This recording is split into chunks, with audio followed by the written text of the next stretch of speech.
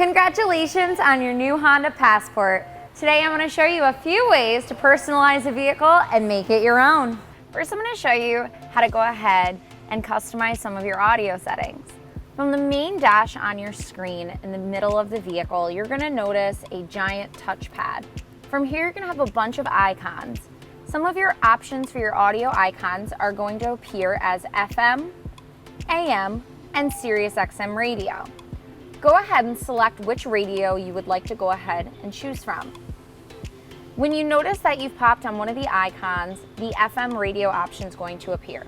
From here, you're going to have a few different options. You'll be able to go ahead and seek, tune, scan, or find your favorite station list. Your station list is going to go ahead and be in order from every station numerically. From here, you can go ahead and choose a station that you wish to listen to and hold down one of the 4 options on the front of the screen that allow you to go ahead and save it. When you see that the station has changed to the station that you wanted it to appear, you've now preset a station. You also have options in the upper right-hand corner to change your sound settings, as well as some of your other settings, including HD radio channels. Also, by selecting the tuner button, this allows you to actually type in the station to be the fastest way to get to where you're trying to go. By typing in the station that you want and selecting enter, you now are at that station. Again, holding down one of your options and waiting until your station then appears on the options 1 through 4, you'll then be able to have as many radio settings as you'd like and presets to your choice. In the upper left-hand corner next to the station list, you'll notice an FM button. By selecting that, you'll be able to go ahead and change the source of your audio station. From here, it's a super easy way to access your Android Auto, Apple Carplay music, your Sirius XM radio, even a USB port.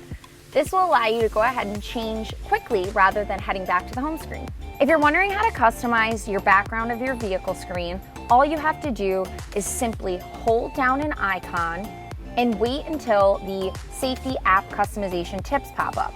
From here, you'll be able to go ahead and drag and move icons from one page to another so that you can have all of your audio settings together as well as some of your other icons together. When you are done, you simply tap at the bottom of the right screen Done, but don't forget, if you really want to have a few of your icons that you use periodically as shortcuts, go ahead and move them to the upper left-hand corner of the screen and you'll be able to access them at any time on any screen. Next, I'm going to show you how to personalize and use your navigation. Head to your navigation icon on your main screen. From here, your Garmin navigation is going to pop up. When we're ready to personalize, what we're going to do is let's set our address from our house as our home option. We're going to go ahead and head to the 3 little dots on the right-hand side above the plus and minus sign. From here, you'll be able to go ahead and change your guidance volume, traffic. You'll be able to go right to the settings as well as choose detours if needed. Also from here, you're going to notice on the left-hand side, you're going to see a little where to with a magnifying glass. From here, this is where you can go ahead and go home and set your house to your personal settings, as well as find saved addresses, recent addresses or places you've been, as well as adding shortcuts. By simply tapping and adding a keyword or address above in the upper left-hand corner, you'll be able from here to go ahead and type in an address. Once you've typed in an address, the location should pop up exactly where you're trying to go.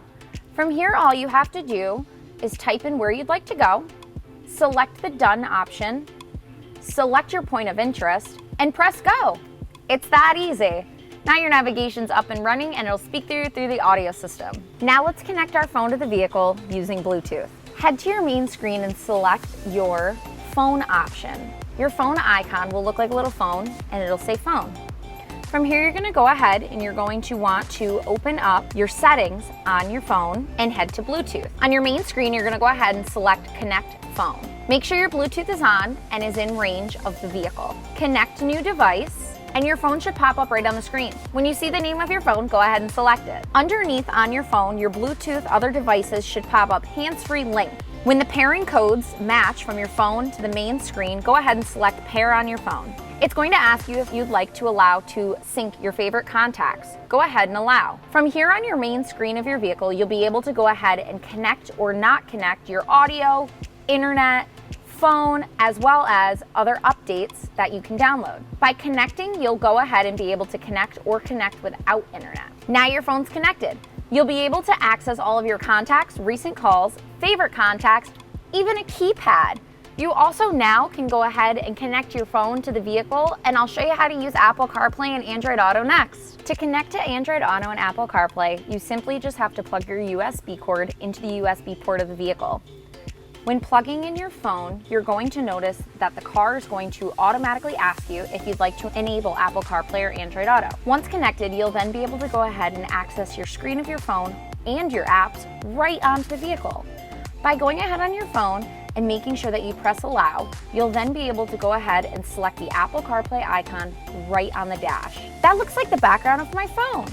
By simply selecting in the bottom left-hand corner the simple dots, you'll be able to head to your home screen of your phone. You'll be able to access your messages, your calendar, podcasts, your phone, even your music that's on your phone, including Pandora and Spotify. You can even access your maps, including Waze.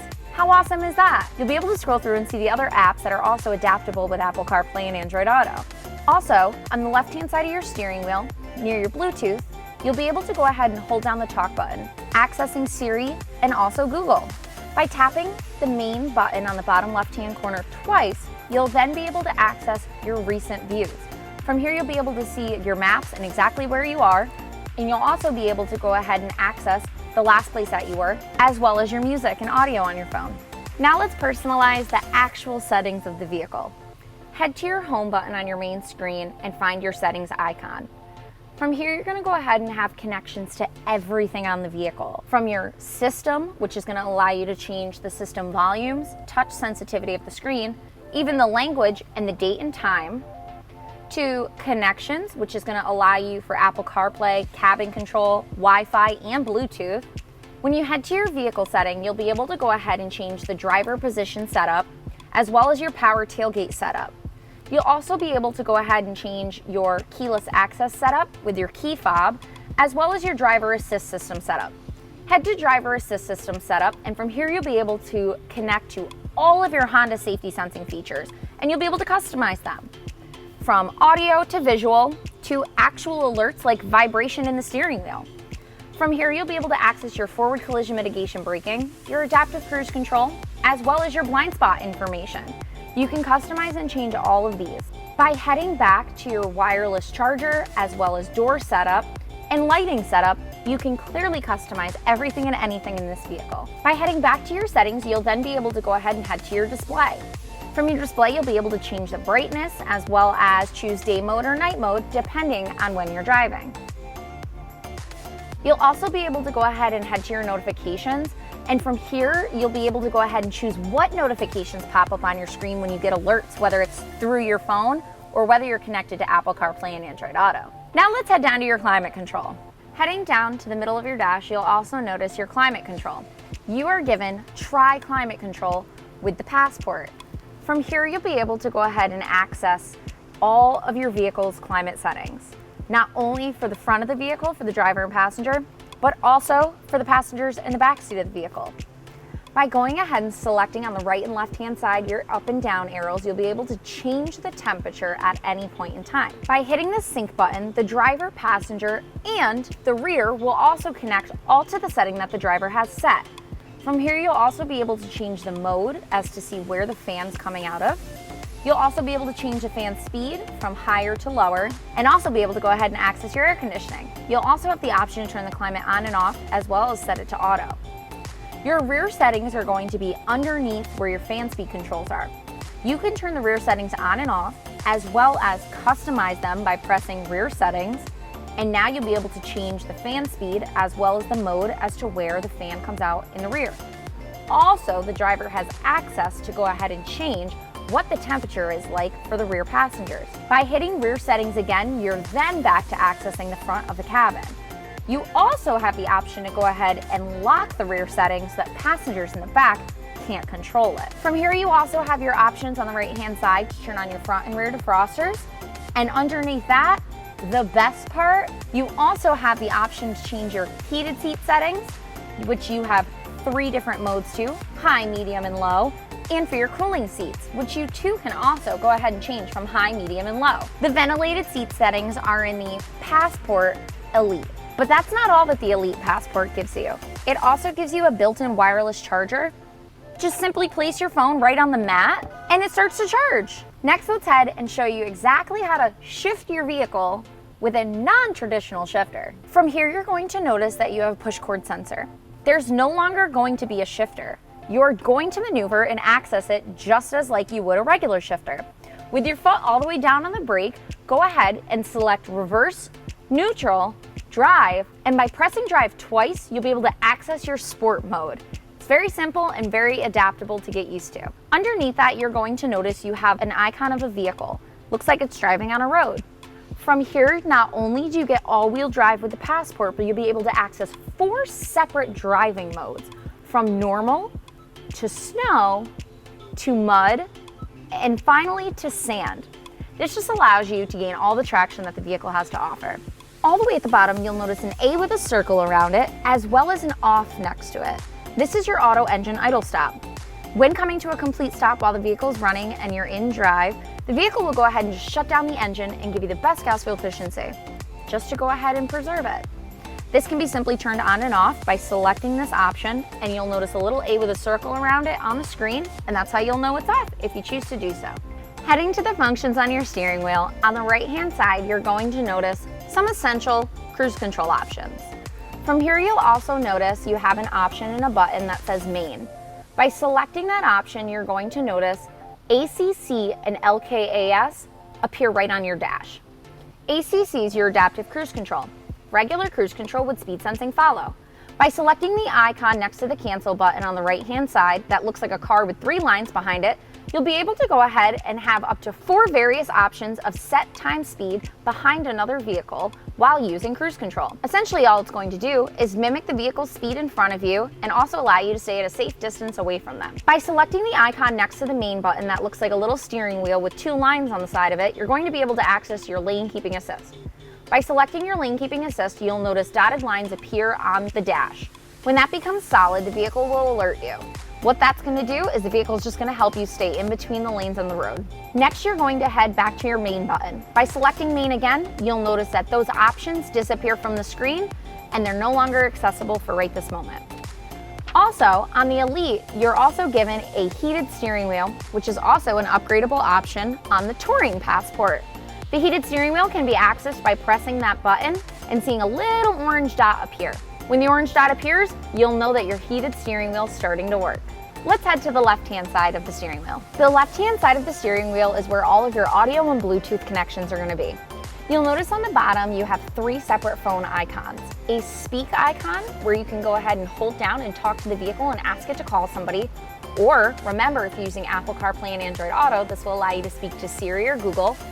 A hang-up option, or a ignore call, and a pickup option, which will allow you to answer phone calls while driving. You're also going to notice that you have a plus and minus, which is going to be just to turn up and turn down the radio volume on the vehicle, as well as arrows, which are going to indicate and help you move along the screen of your main dash or access the next song or re-listen to the song you were just listening to. Now we're going to head to your home button, and I'm going to show you exactly what that's going to do and allow you to access and customize your main dash. Head to the little icon on the left-hand side of your steering wheel that looks like a house. This is going to bring you to all of your accessed settings and apps that you can access on the dash, including show and hide apps, so you can customize which apps you'd like to actually be able to show on your main screen. Your trip computer, which allows you to see distance, average fuel, and the range you have left on your gas, as well as all-wheel drive torque, your phone icon, so you can access your phone right through this vehicle, and your navigation, so you can display it right on the dash instead of in the center of the vehicle. Also, you can head to your audio settings and see exactly what's playing, and your maintenance, which will allow you to see your tire pressure and your oil life. By heading all the way down to the bottom, you'll see the settings icon, and from here you can arrange your apps in any order that you'd like them to be, as well as show or unshow the tachometer above your digital speedometer. By heading all the way back, you are then allowed to access a blank screen if you choose to do so. From here, you can also go ahead and view and see any of your warnings, including doors that might be open, or if you've left the lights on. From here, you'll also be able to go ahead and access your warnings, which looks like a little eye icon and is orange. If any of the doors are left open, this will go ahead, or the hood, it'll let you know exactly what warning is being told to you on the vehicle so that you can correct it. Next, we're gonna head to the left-hand side of your dash of your vehicle. From here, you're going to notice that you have your options for your power mirrors. If you see the icon that looks like a little window with a little arrow on the vehicle, that's gonna be your power fold in and fold out mirrors. Next to it, you're going to see your ECON button. Your ECON button is a green button that looks like a little tree on it. This is just your gas fuel efficiency saving button. When selected and put on, it takes a little bit of the performance away from the vehicle and allows you to get the best gas fuel efficiency possible. This can be turned on and off anytime during drive or while you're idling. Underneath that, you're going to notice you have 3 main icons. These icons are going to be very, very important. You're going to notice a P with a cone. This is going to be your parking sensors. From here, you can turn your parking sensors on and off. When on, you'll notice a little green light.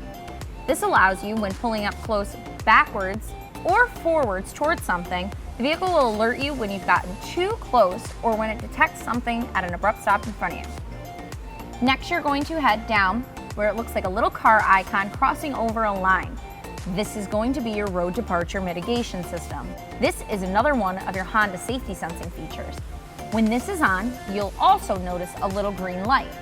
What this does is anywhere from 45 to 90 miles an hour, when you cross over a solid line only, city driving, the car will verbally, visually, or also vibrate the steering wheel, depending on how you set it in your settings, to alert you that you've departed the road. The option above it is going to look like 2 cars crashing into each other with the words off. This is your collision mitigation braking. It's a pre-warning brake system and will actually go ahead and pulsate the brakes if you do not react when coming up to something close. The vehicle will go ahead and alert you to hit the brakes right on the main screen and also beep at you if set in your settings. To turn this off, all you do is simply hold down the icon for more than 2 seconds and you'll notice the icon will appear orange and on the main screen of your vehicle. It'll also go ahead and alert you on the screen that you've turned it off. Next, let's set up your memory seating. Once you've set your power seat to exactly where you'd like it to be and what feels comfortable for you, go ahead and select the set button. Your memory seating is going to be on the left-hand side near the driver's door handle. Once you hit the word set, you'll be able to then go ahead and access seating 1 or seating 2. Which also on the back of your key fob can be defined as driver 1 or driver 2. By selecting one of the options, you'll then be able to go ahead and access that option each time you get in the vehicle. This allows 2 separate drivers to have their own seat settings automatically set when entering the vehicle in order for comfortability. Thanks for watching. If you have any other questions on how to personalize your vehicle, give us a call at Mohawk Honda or visit our website. And from all of the Mohawk Honda family, congratulations and enjoy your new ride.